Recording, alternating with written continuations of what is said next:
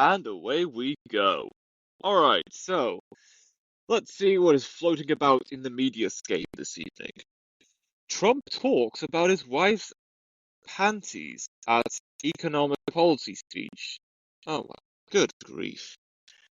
At a Rocky Mount rally, President Donald Trump likened the 2022 Mar-a-Lago search to a panty raid and discussed Melania's undergarments during his 90-minute speech. The stop was bailed as part of an affordability tour aimed at the 2026 map, refocusing voters on economic issues and boosting Michael Whatley, U.S. Senate candidate after filing closed.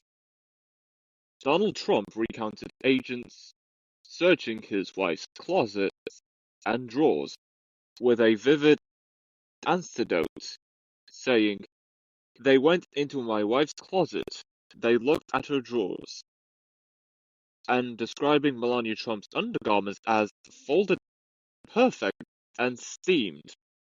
Crowd reaction was split, with applause for policy lines like the $1,776 Warrior dividend, and some rally audience walkouts as the speech extended towards 90 minutes. Legal developments dating to the August 2022 Mar-a-Lago search provide the backdrop after NARA flagged 15 boxes and the FBI recovered 11 sets of classified documents, while Trump upped compensation claims from $230 million to $1 billion.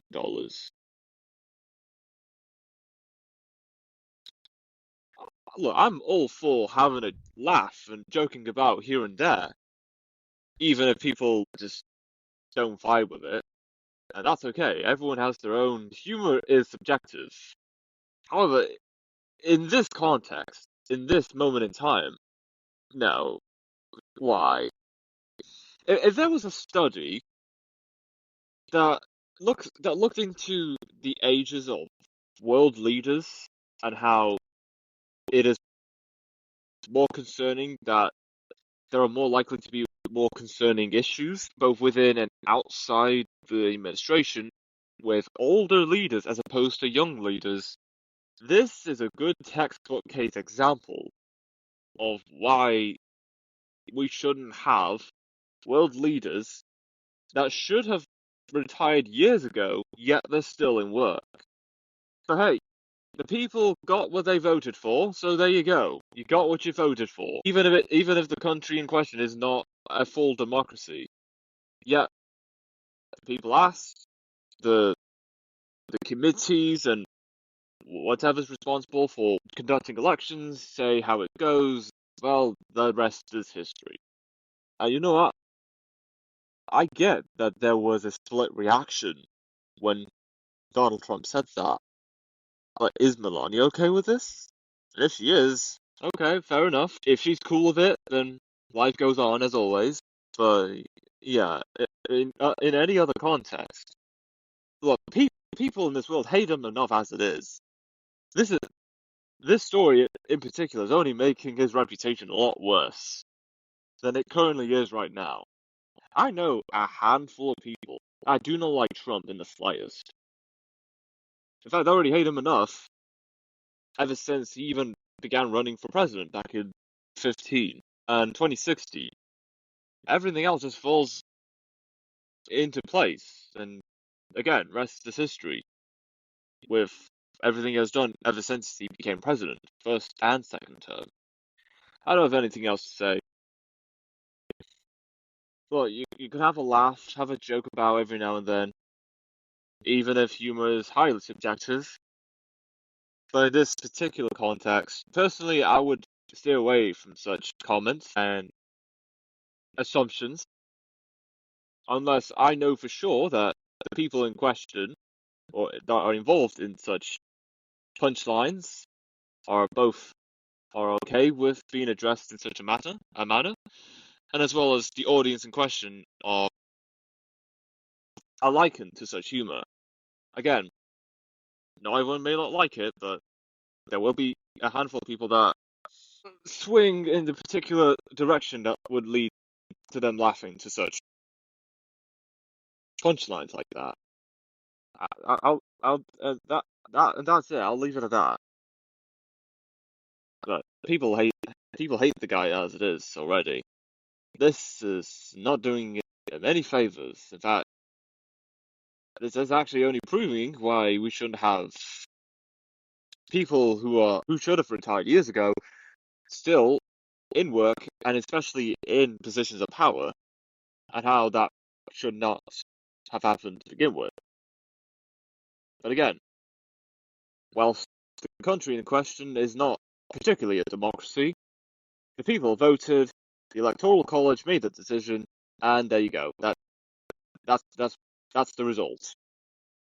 Take it or leave it. If you don't like it, then leave. There's at least one celebrity, two celebrities, who actually left the US because Trump has now become president again. And you know what? I respect them for that. If you don't like something, and by the time something happens that you don't like happens, and then you say, I'm going to leave the country, and then you leave, that's good. I don't care what opinions you have, so long as you stick by what you say. And those two celebrities in question have stuck to that word, and they have still committed to that. The controversies behind those celebrities is another story for another time, but that's that. So yeah, that's about it. Jumping beavers. Thai border clashes displaced over 500,000 in Cambodia. Over 500,000 Cambodian people, including women and children, have been displaced from their homes due to clashes with Thailand involving artillery, rockets, and airstrikes. The conflict stems from a territorial dispute over the 800-kilometer border between Cambodia and Thailand and ancient temple ruins situated on the frontier. China, the European Union, the United States, ASEAN, and the UN have called for a ceasefire, with foreign ministers set to discuss the conflict on Monday. No surprise the US getting involved, and the EU. I'm somewhat shocked with China getting involved because, well, I don't think a lot of countries in Asia even like China. Not just given their government, but also their involvement in international affairs. Of course, ASEAN is also getting involved, the alliance of Southeast Asian nations.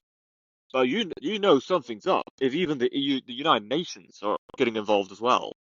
And if it is a big deal, as been said, why is this a concern now? Why not 6 months ago, when the collision between Thailand and Cambodia started ramping up, and then for some reason, I don't know how and I don't know why, but last time I remember hearing the story, there was a clash between Thailand and Cambodia 6 months ago, and then a few days into that conflict, it was on hold. Nothing else happened. There was no unalivings. There was no military conflict. There was no military violence. So there wasn't much concern since then. But now, in recent times, those conflicts are now kicking back up again, and now a lot more nations and organizations are getting involved. And whilst this time round is a much bigger concern than last time, you then have to ask, what happened the first time round? What was agreed the first time round 6 months ago, more than 6 months ago, as of this recording? And how is it that now conflicts and arguments between Thailand and Cambodia have now kicked back up again? And now a lot of leaders are getting involved in this. So I don't get it, man. Are you in? Are you out? Are you chill, or are you just angsty? You can't. Look. Whilst I'm not fully in the experience of this conflict, something doesn't add up. If more than a few months ago there was conflict, which is understandable. Not every nation gets along, whether it be the governments or the people, mainly the governments.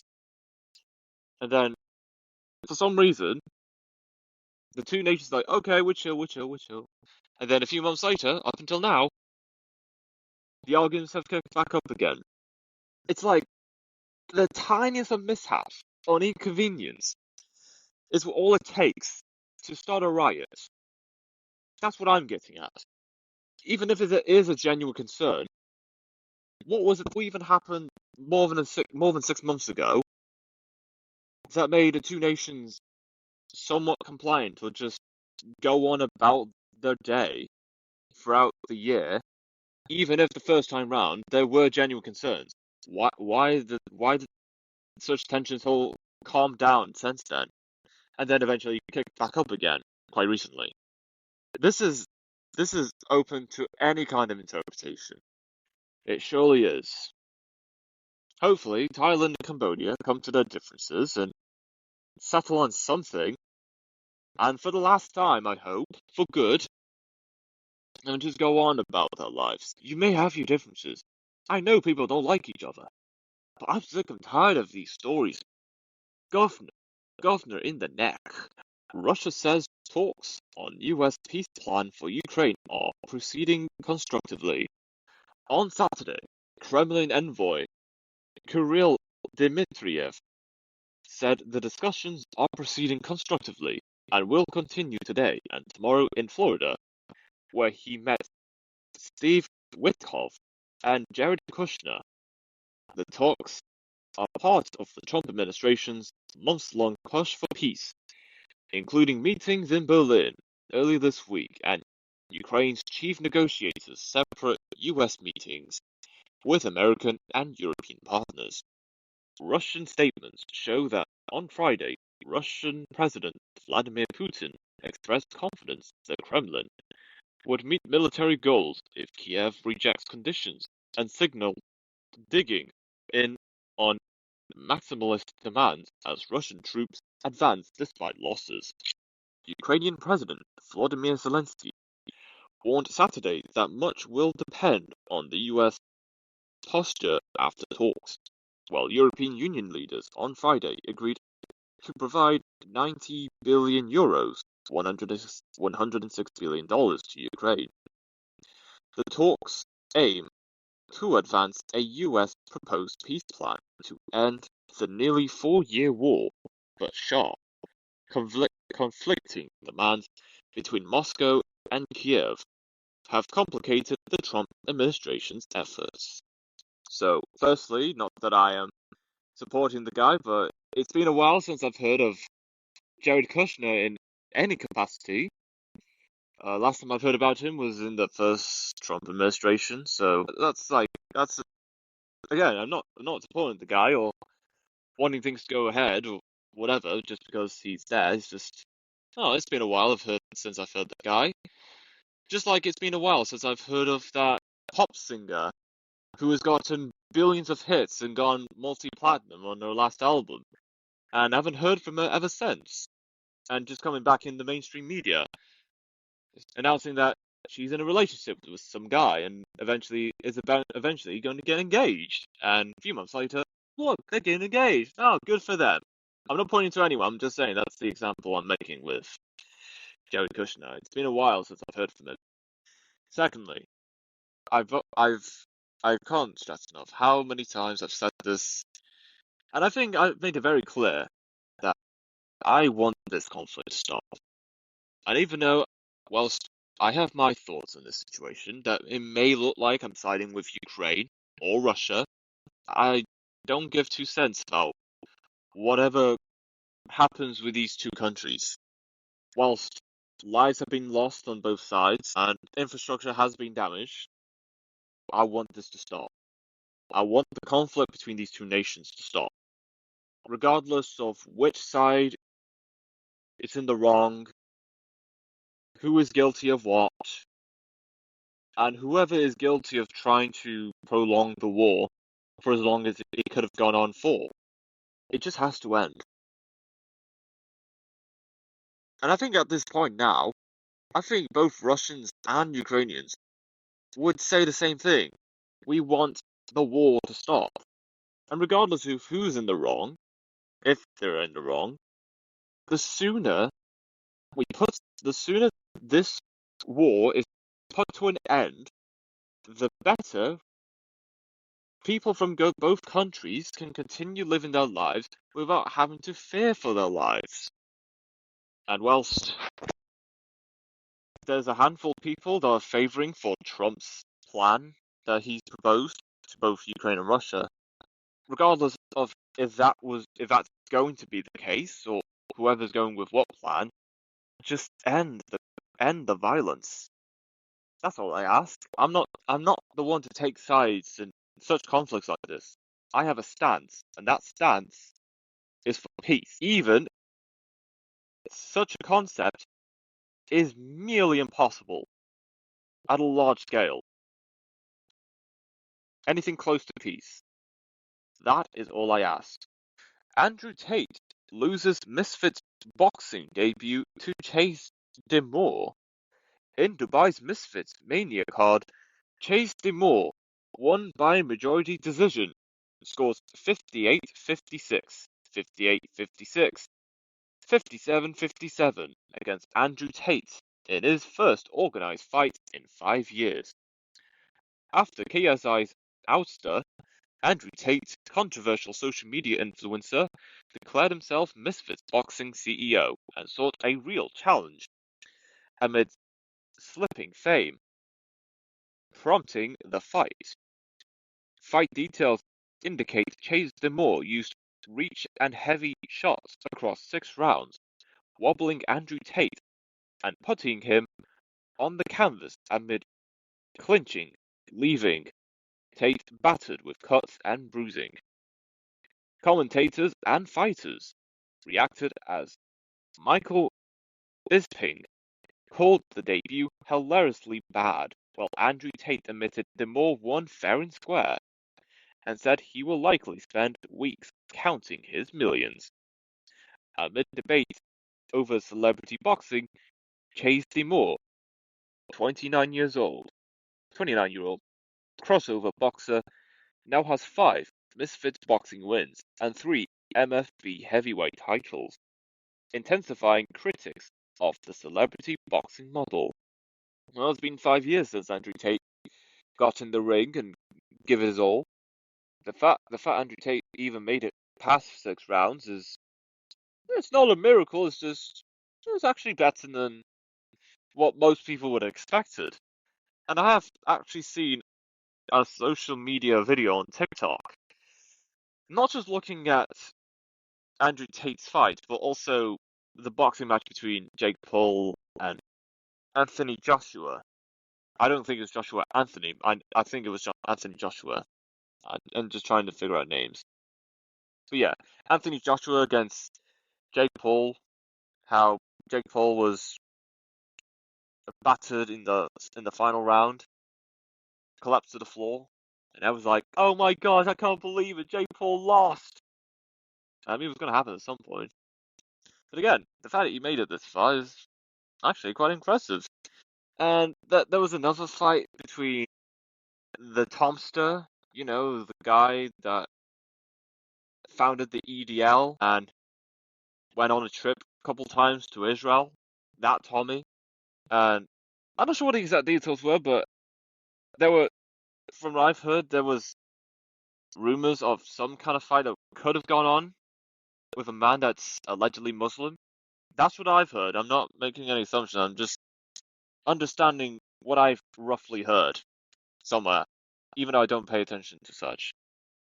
So yeah, this was an interesting week for people with any experience in boxing or any martial arts or any fighting style to be exact. So yeah, and so there are a lot of people having a field day with that one. Like this man or that guy obliterated. How embarrassing! Ha ha ha. So yeah, it's like someone's gonna have a field day with those stories and enjoy it while it lasts. Because actually, maybe they'll happen again. It's just I'm not gonna point fingers or make accusations of people or particular beliefs.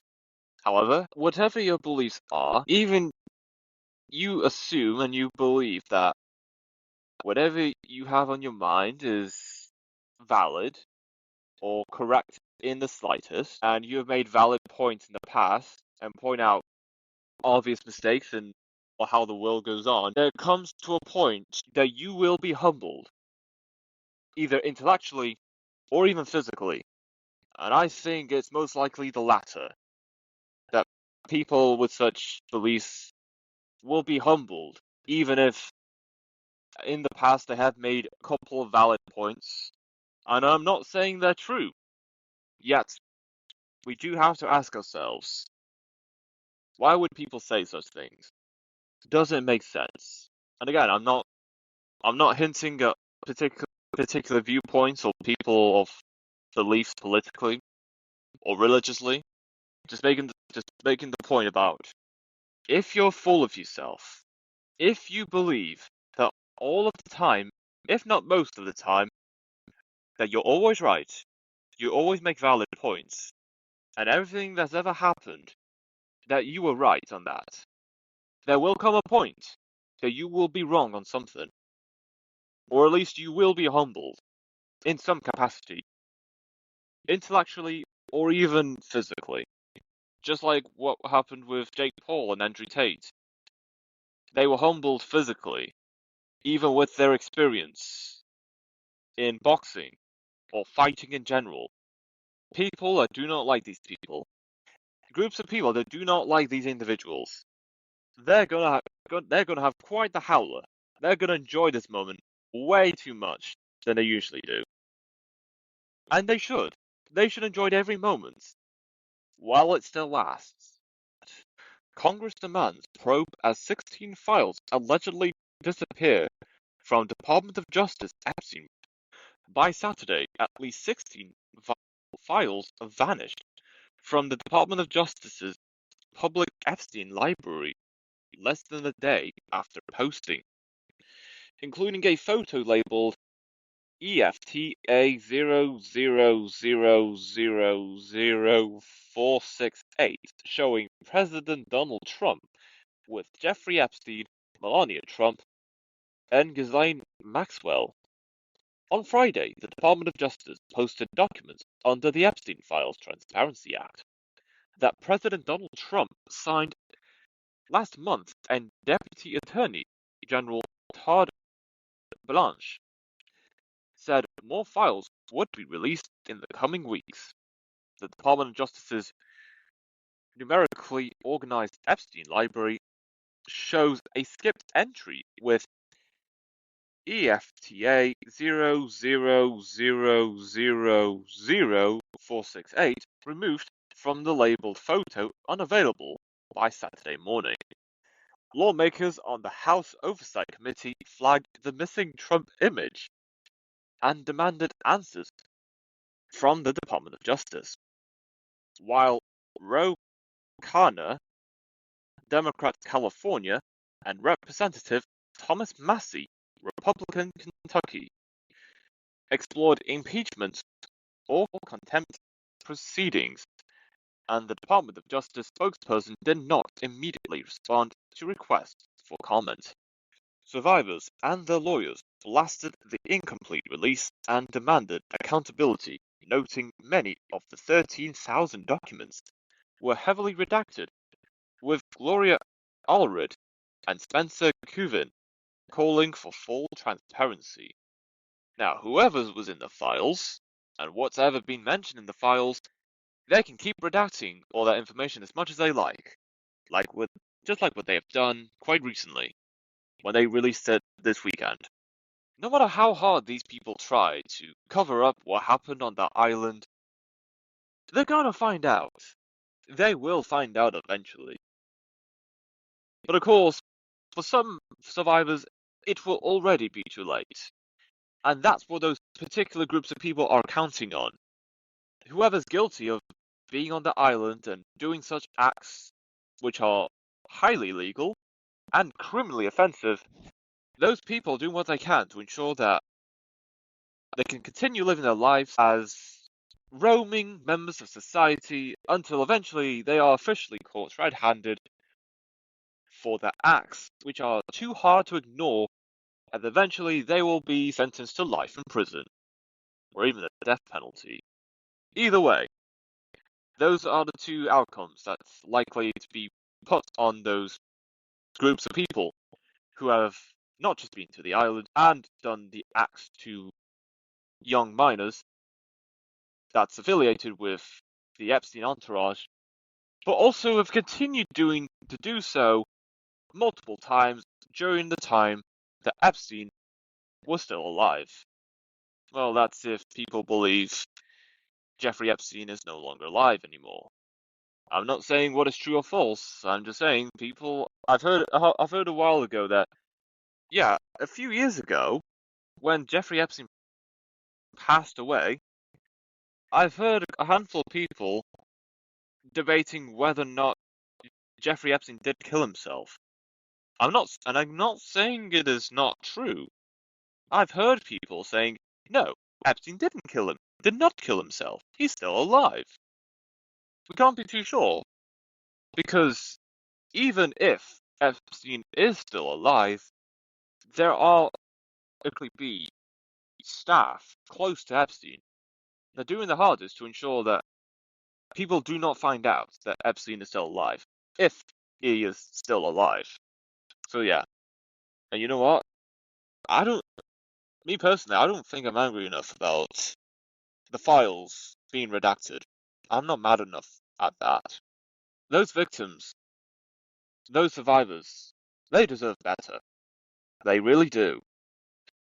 Pope Leo XIV appointed Reverend Manuel de Jesus Rodriguez as the sixth bishop of the Diocese of Palm Beach, Florida, where Trump's Mar-a-Lago resort is located. Rodriguez, who is originally from the Dominican Republic and speaks 4 languages, expressed his support for enforcing immigration laws while respecting the dignity of migrants. Supporters praised Rodriguez's pro-life stance and his love for baseball, although he joked about not being associated with Alex Rodriguez dash Rod. A dash Rod. Interesting. No, I wouldn't say it's big news, but it's one of those interesting pop quiz questions that sounds enticing to some, but others, no, whatever, I don't give a damn. But nonetheless, this will make a good pop quiz question if there are people that care enough for that. And that's just me. Okay. I'm not sure what to think of this story. Like, oh cool, a new bishop at Palm Beach, or Diocese of Palm Beach. Anyway, moving on.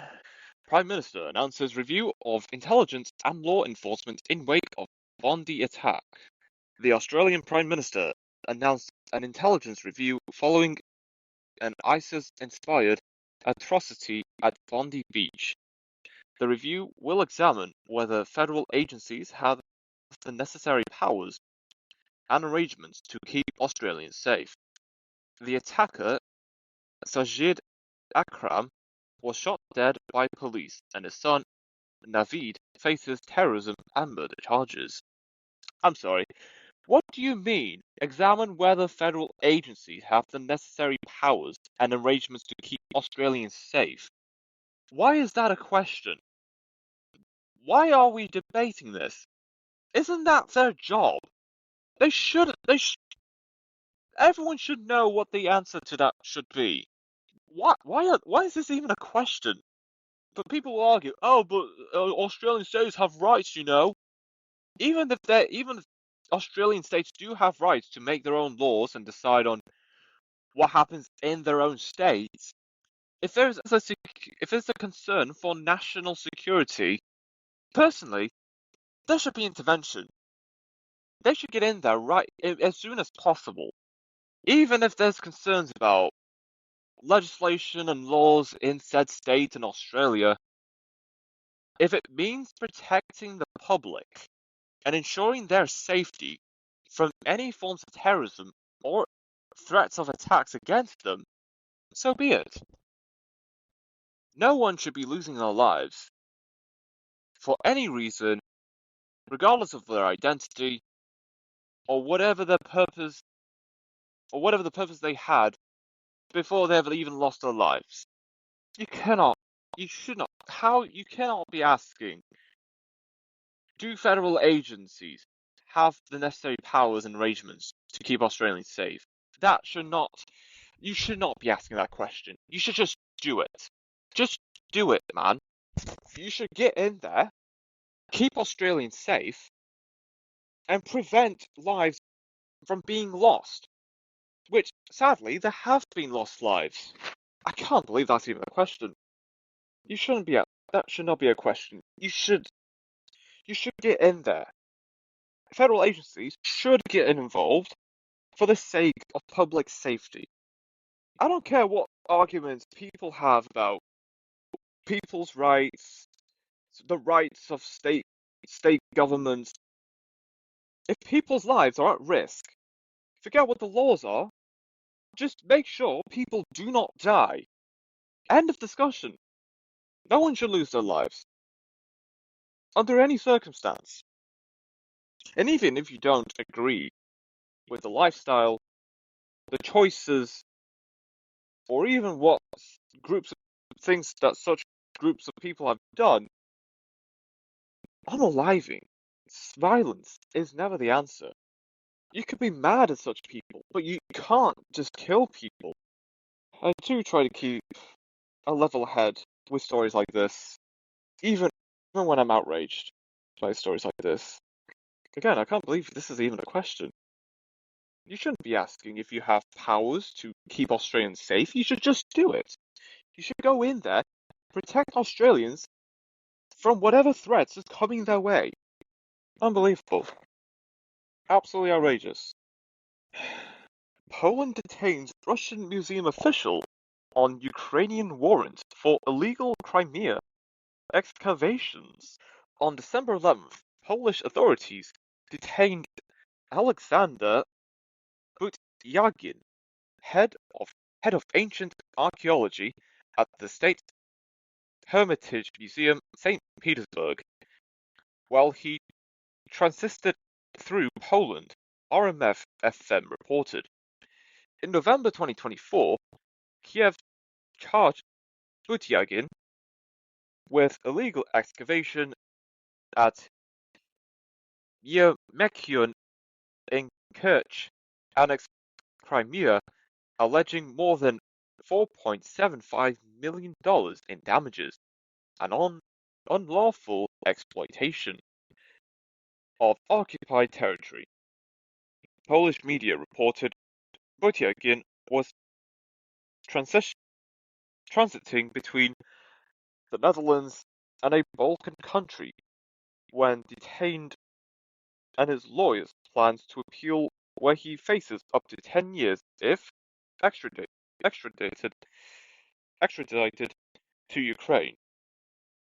The Kremlin condemned the arrest as illegal. The Kremlin condemned the arrest as legal arbitrariness, and Dmitry Peskov called it legal abuse, vowing Russian diplomats would seek his release, while urging Russian citizens to avoid travel to Poland. Ukraine's defense intelligence published the HUR report detailing more than 170 artifacts stolen from occupied territories, while Kiev says Russia's annexation of Crimea in 2014 involved unlawful exploitation under international law. Now, if this was fully in Ukrainian territory, fair enough. But Crimea, that's a tricky one. Well, it was originally under Ukrainian control, but since 2014, last time I recall correctly, which I may be wrong, I'm not too sure, Crimea gained its independence from Ukraine, then Russia's military came into Crimea, and then ever since then, Crimea is have been under Russian influence, or to some extent, under the Russian government. That's the last time I could remember about what happened in Crimea. The people in Crimea. Unless there's a clear date on when this happened. It's basically heads or tails, because, well, there could be people in Crimea, whilst as of this recording is currently a part of Russia, that want to be part of Ukraine again, or they just want Crimea to be its own independent nation. Actually, I'd want Crimea to be its own nation, in my opinion. But of course, that's down to the people in Crimea. If they wanted their own nation again, like they did after exiting Ukraine in 2014, or they want to continue being under Russian rule. It's their choice, their life, what they decide, it goes. And anyone else doesn't, there's not much else to talk about. Unless such people know someone from Crimea to speak on what their thoughts on the situation would be. All I can say on this is hopefully something gets solved. Not that I'm taking sides one way or the other. However, if there has been damage to the landscape wherever the excavation have taken place, there has to be some kind of punishment. Excavation is one thing, but the purpose is what really sets the difference. Whether it be excavation for artifacts or you just excavating for the sake of it, I doubt there's a handful of people for the latter. Nonetheless, when talking about Crimea, it's very complicated. Likewise with the Donetsk and Luhansk region. Whilst parts of it, as of now, are still part of Ukraine, there's a handful of it right now that are under Russian military occupation. And not sure what, again, not clear about Crimea's stance about want to be with Ukraine or Russia. Last time I checked, Luhansk and Donetsk regions they want to be part of Russia. For the most part, last time I've heard. But nonetheless, back to the story about detained Russian museum official. Yeah, it depends on the excavation scale and what exactly they were looking for. If there isn't urgent artifacts to be discovered, then that is grounds for being locked up away for a very long time. You can't just excavate a land, wherever it is around the world, for no reason. You have to be excavating looking for something, or whatever that something might be. Surely, that would have to be belonged to the museum of the land which it was being discovered. Like with Egyptian artifacts in ancient Egypt. Whilst there's a handful of ancient Egypt artifacts in places like London museums or maybe New York, perhaps. If there are museums in Egypt, mainly Cairo, which is most likely the city where such museums would likely have such exhibitions, surely such artifacts belonging to Egypt during ancient Egypt times, those artifacts should be sent back to Egypt. Likewise, whatever artifacts was found in Crimea surely should belong to Crimea because it was discovered on their land. Unless there's any other explanation, that's the best I can comprehend or understand the situation. Gunmen killed 10 in South Africa tavern attack on December 20th, 2025. Gauteng Province Provincial Police spokesperson Brigadier Brenda Moridili said at least 10 people were killed and 10 others wounded in a shooting at Nocholo Tavern in Beckersdale Township. Authorities said the motive remains unclear and investigators are still working to identify victims amid a deadly attack earlier this month on December 6th that killed 12 people. Shortly before 1 a.m., attackers in a white combi and silver sedan opened fire at Hambo section and legal alcohol outlet, and the wounded were rushed to nearby hospitals. Gauteng serious and violent crime investigations, and the crime detection tracing unit launched a manhunt with police appealing for witnesses, with no arrests have been made. South Africa, home to 63 million people, faces entrenched violent crime, with Beckersdale Township near major gold mining zones, seeing frequent shootings at informal taverns. Now, firstly, surely has to be said, rest in peace to the 10 people whose lives were lost in the South African tavern shooting. I send my condolences to the friends and family of those 10 people whose lives were lost at a shooting at a South African tavern, specifically in the Beckersdale Township. And secondly, hopefully, whilst in this day and age, not sure how likely or how soon it will come, justice will be served. Something has to be done, hopefully for the greater good. Again, not likely always the case, but one can hope that some punishment is to be given to such people who have taken away lives that could have contributed, that would have otherwise contributed to the township in South Africa of Beckersdale and other surrounding communities in South Africa. It's very sad. Very sad. And that is it for the episode.